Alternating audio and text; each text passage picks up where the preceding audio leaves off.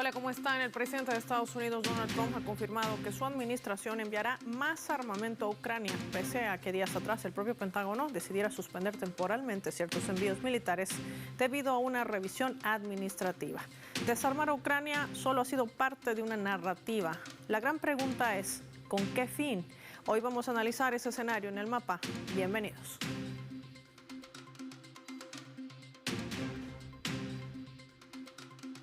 Les proponemos desplegar nuestro mapa y revisar algunos datos claves para entender todo este panorama. Armamentos proporcionados por Estados Unidos a Ucrania. Vamos a identificar a ese país de color amarillo. Y hay que decir que desde el inicio de la operación militar especial desplegada por Rusia el año 2022 para la desmilitarización y desnazificación de ese territorio, Estados Unidos ha venido suministrando aproximadamente más de 66,000 millones de dólares. Todo esto en la administración de Joe Biden, y gran parte del armamento, entre ellas, hablamos de defensa antiaérea, 12 NASAMS y más de 3,000 misiles Stinger, 21 radares antiaéreos, 200 obuses de artillería de 155 milímetros, más 3 millones de proyectiles de ese calibre, 72 lanzadores de 105 milímetros y 1 millón de obuses de ese mismo calibre, así como cientos de miles de proyectiles de distintas marcas. Que esto ha generado también la confluencia no solamente de armamento militar estadounidense, sino también europeo.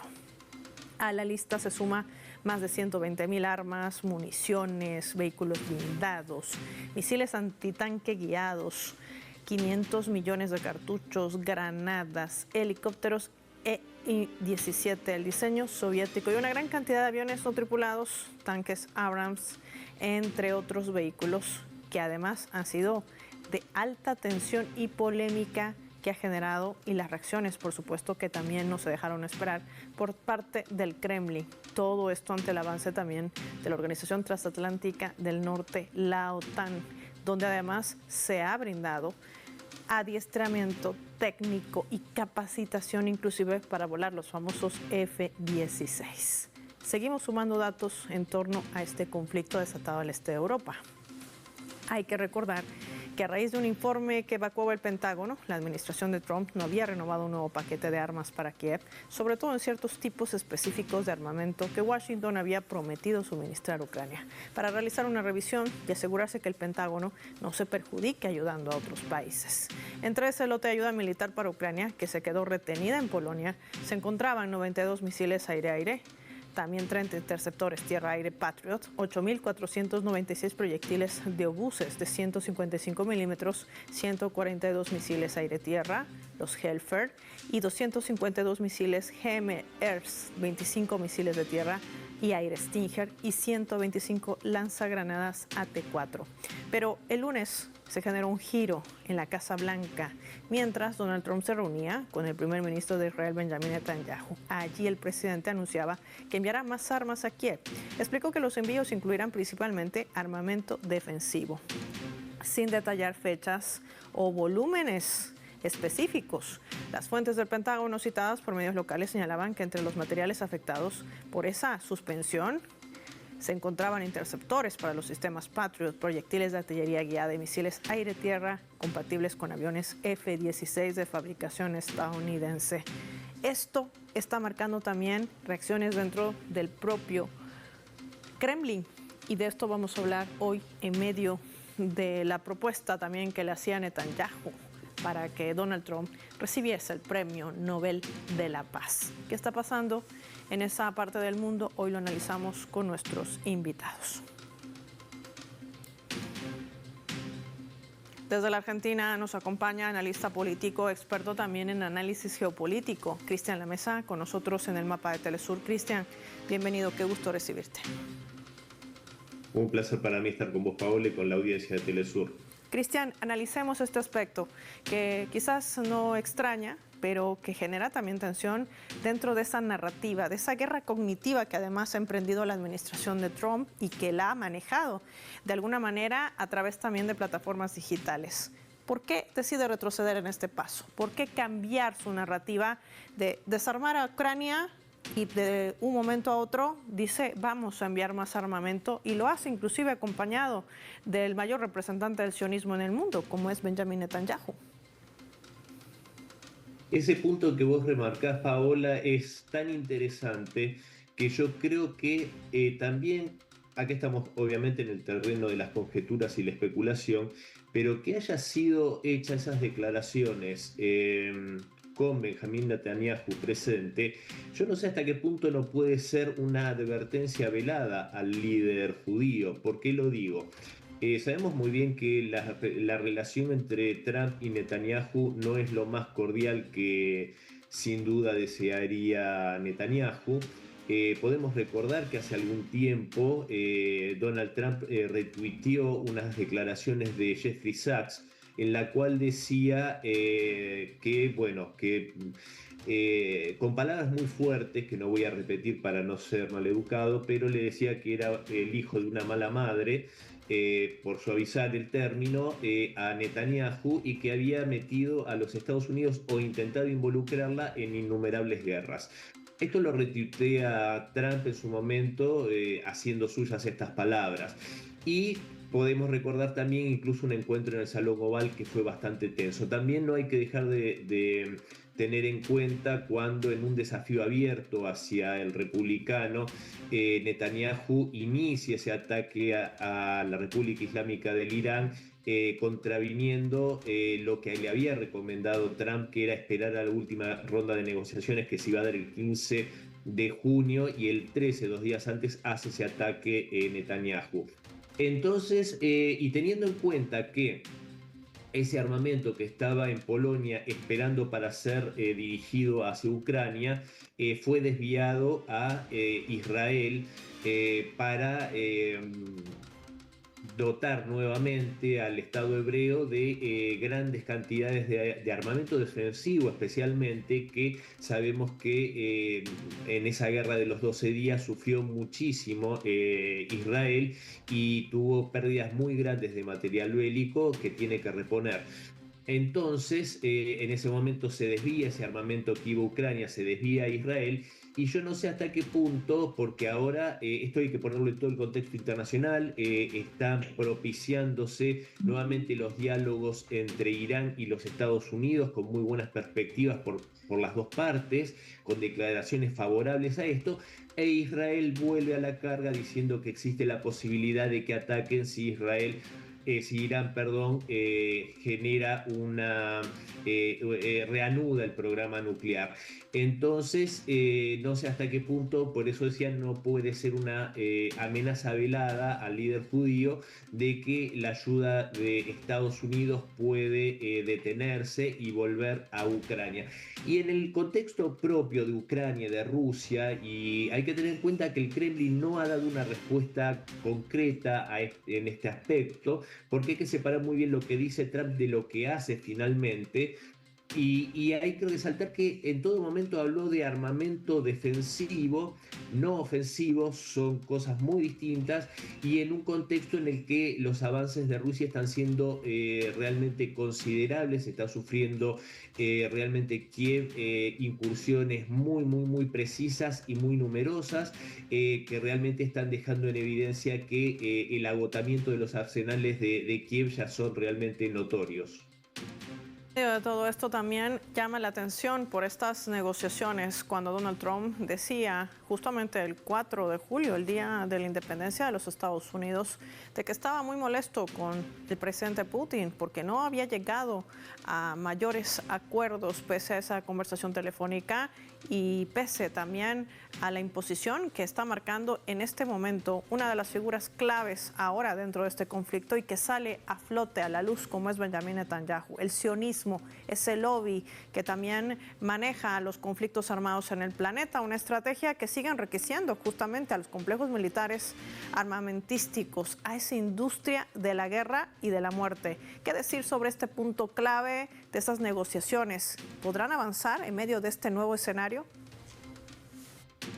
Hablamos de las negociaciones Irán-Estados Unidos, Paula. De las negociaciones, de ese punto de contacto que ha mantenido Kiev con Rusia, que ha permitido el intercambio, recordemos, de manera principal de prisioneros, algo que ha venido vulnerando también el régimen de Kiev, porque se sabe que varios de los militares rusos retenidos no solamente han sido asesinados, violando el derecho internacional humanitario, sino también sometidos a torturas, no solamente físicas, sino también psicológicas. A esas conversaciones me refiero. Sí, muy cierto, Paola, lo que decís, incluso el hecho de haber tomado en la región de Kursk como prisioneros y rehenes a ciudadanos civiles rusos por parte del régimen de Zelensky. Yo creo que bueno, a ver, yo creo que esta retirada de apoyo en el mismo contexto, obviamente, la derivación de armas a Israel en su guerra de los 12 días, pero también un poco, a ver, Donald Trump, a mi modo de ver, está navegando entre dos aguas. Tiene por un lado su proyecto en el cual yo estoy convencido que al presidente Putin personalmente y a Rusia como Estado lo ve más como un socio y un potencial aliado que como un adversario.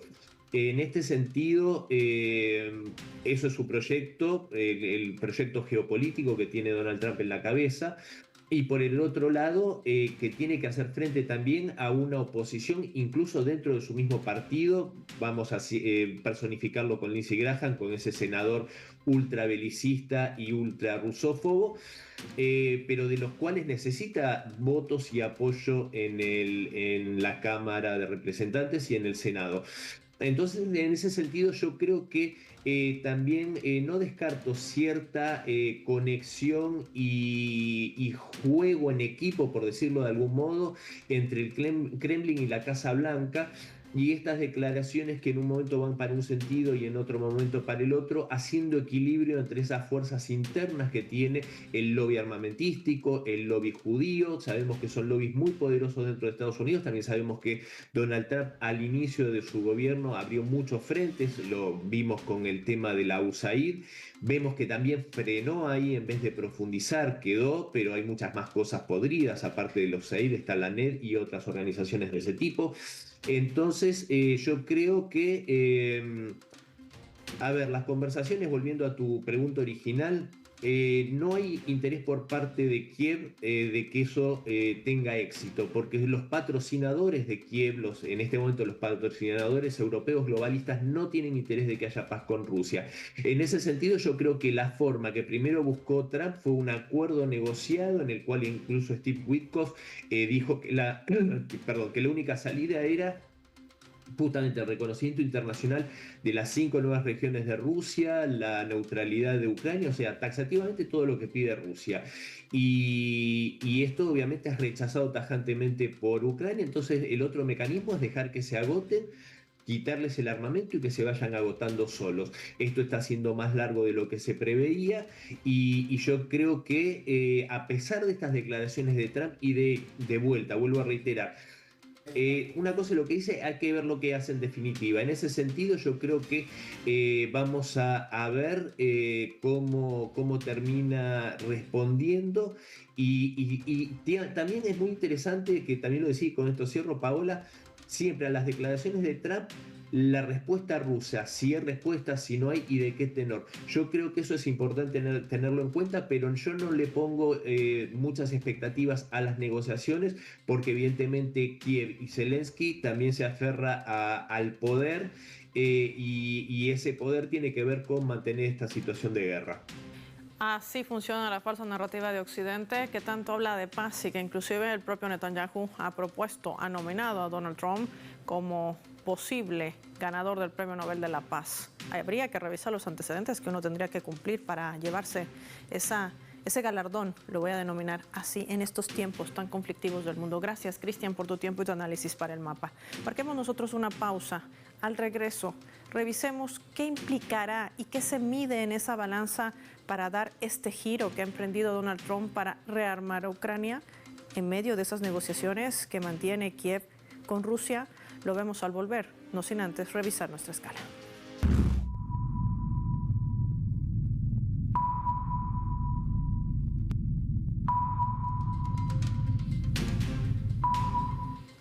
Esta vez a través del portal web de RT, que está titulando de la siguiente manera: haciéndose eco de lo que publicaba el The Economist, el gobierno ucraniano está sumido en el caos, destaca este medio de comunicación ruso.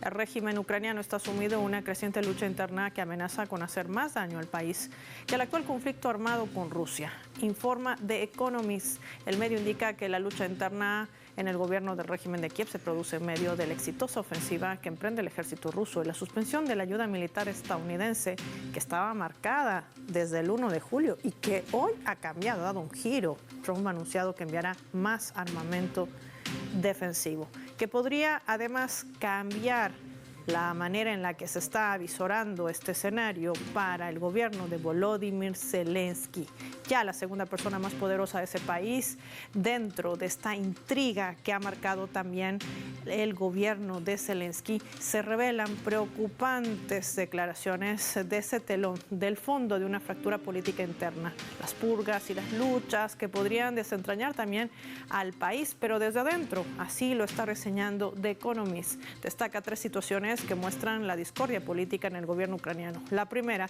es un caso anticorrupción abierto contra el viceprimer ministro Alexei Chernyshev, y el segundo, según fuentes, fue promovido por Yermak después de que se interpusiera en su camino.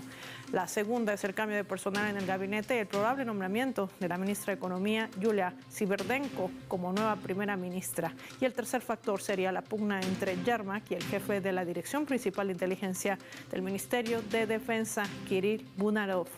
Hay tensión dentro del gobierno y de las autoridades más cercanas a Volodymyr Zelensky, un presidente que, recordemos, se niega a acudir a las urnas y llevar adelante un proceso de elecciones bajo el justificativo de que está en guerra. Ya volvemos.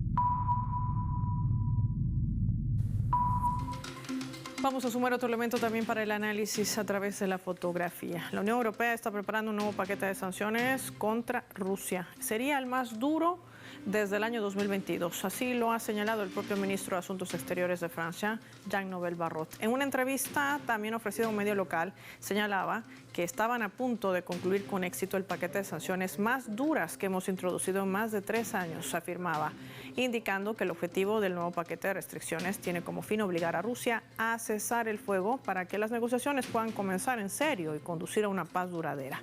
Según Barrot, las nuevas sanciones incluirán embargo sobre petróleo refinado a terceros países, que sigue siendo importado desde Rusia, restricciones a las transacciones financieras y sanciones a los bancos que ayuden a Moscú a eludir las medidas coercitivas en vigor, así como la inclusión en la lista negra de otros 100 buques supuestamente usados para transportar petróleo ruso.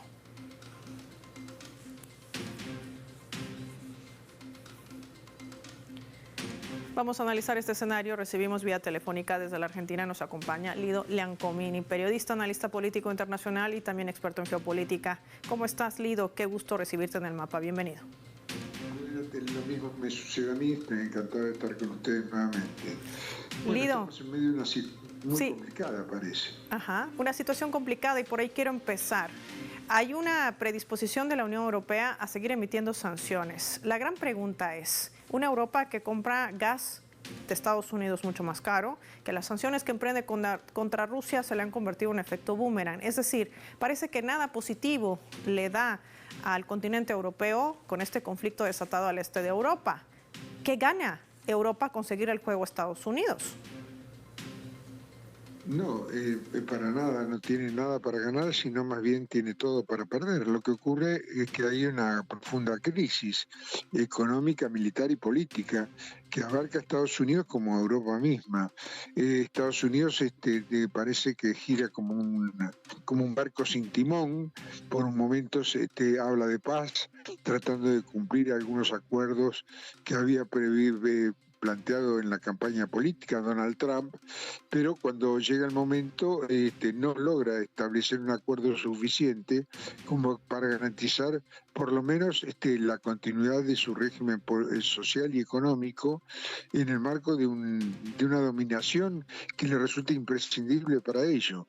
Es decir, Estados Unidos no tiene condiciones, aislado del mundo, de poder resolver la continuidad de su propia vida económica y social, como lo manifiestan los continuos problemas internos que está sufriendo Estados Unidos en este momento. Entonces la crisis es el aspecto dominante, sin solución a la vista, porque no logra que el adversario, en este caso Rusia, el adversario concreto en el debate en Europa, ceda sus posiciones y entregue una victoria sin destino y sin rumbo a los Estados Unidos. Lido, y en medio de este escenario no deja de ser interesante, hace instantes nada más el presidente Donald Trump está dando una conferencia de prensa y ataca una vez más al grupo BRICS Plus que se ha reunido en Río de Janeiro, que por cierto Rusia es uno de los países fundadores, y dice van a pagar el 10% a aquellos miembros o países asociados o fundadores de los BRICS Plus. Ellos han nacido para golpear el dólar. ¿Qué significa y qué representa también este paso de rearmar Ucrania cuando dijo que no lo haría? Y su molestia con Donald Trump. En el fondo está la pérdida de su hegemonía. ¿Cómo leerlo? Además, en medio de toda esa arremetida, cuando sigue utilizando instrumentos bajo el sistema de Naciones Unidas, como la Organización Internacional de la Energía Atómica, por ejemplo, que revelaba que Ucrania había mentido en informes respecto al no control que hace sobre sus plantas nucleares, sobre todo al sur de esa ciudad. Y esto también, en medio de esa manipulación, todo este movimiento, este aparataje, si se puede decir, no solamente político, sino también mediático, generado en las últimas horas. Sí, por eso insisto, es una crisis dura que no tiene solución porque la guerra hasta ahora ha sido totalmente desfavorable para la OTAN. Estados Unidos abandonó en un principio a la OTAN a su destino y lo dejó en manos de Europa. Europa intenta aumentar sus presupuestos para poder mantener la carrera armamentista necesaria para el desarrollo de la guerra, pero esto significa mayor dolor para sus pueblos que sufren el aumento de los presupuestos militares como una agresión a sus propios bolsillos, inevitablemente. Creo que es una situación sin salida, la decadencia occidental es marcada y no encuentra un rumbo claro para elaborar un plan que contemple los problemas militares, económicos y políticos que implica la continuidad del dominio del capitalismo occidental. Me parece que eso está en crisis, eso no logra resolverlo. Tiene por otro lado problemas con su patio trasero Estados Unidos. Por todos lados surgen los problemas sin solución a la vista y ese marco la crisis se va a agudizar y Estados Unidos proseguirá el rumbo de decadencia como viene llevándolo desde los últimos años, ¿no? Ahí están algunas de las claves que nos brinda Lido Lancomina, a quien agradecemos por haberse contactado con el mapa de Telesur. Vamos a finalizar el programa y lo hacemos revisando nuestros vectores.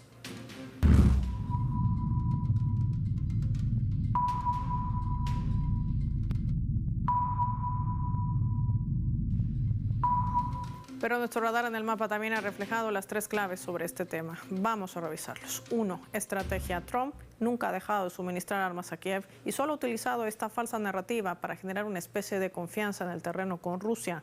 Un acuerdo de paz que no se va a alcanzar mientras el sionismo siga presionando para que el conflicto se mantenga latente por el beneficio que esto genera a los lobbies y a los complejos militares e industriales que se siguen financiando con miles de millones de dólares. 2. Europa.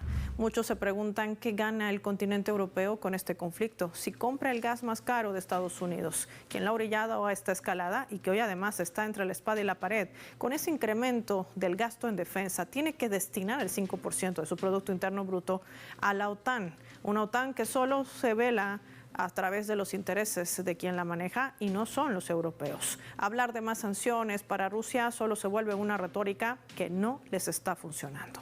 3. Doble moral. Así maneja la Organización Internacional de Energía Atómica y Occidente, que han sido cómplices de ocultar la avería potencialmente catastrófica en el reactor nuclear en una planta nuclear al sur de Ucrania ya el año 2024. Y este hecho no es menor, cuando han sido revelados documentos e inclusive informes filtrados bajo el silencio de toda la comunidad internacional. Claro, como no se trata de Irán o como no se trata de Rusia, todo bien para Donald Trump y sus aliados europeos, que hoy están empecinados en imponer aranceles del 10% a los países fundadores, miembros y estados asociados del grupo BRICS Plus. La gran preocupación hoy para Occidente es la pérdida de hegemonía del dólar. A ello apuntará su estrategia. Soy Paola Pérez y nos vemos en una próxima edición del Mapa.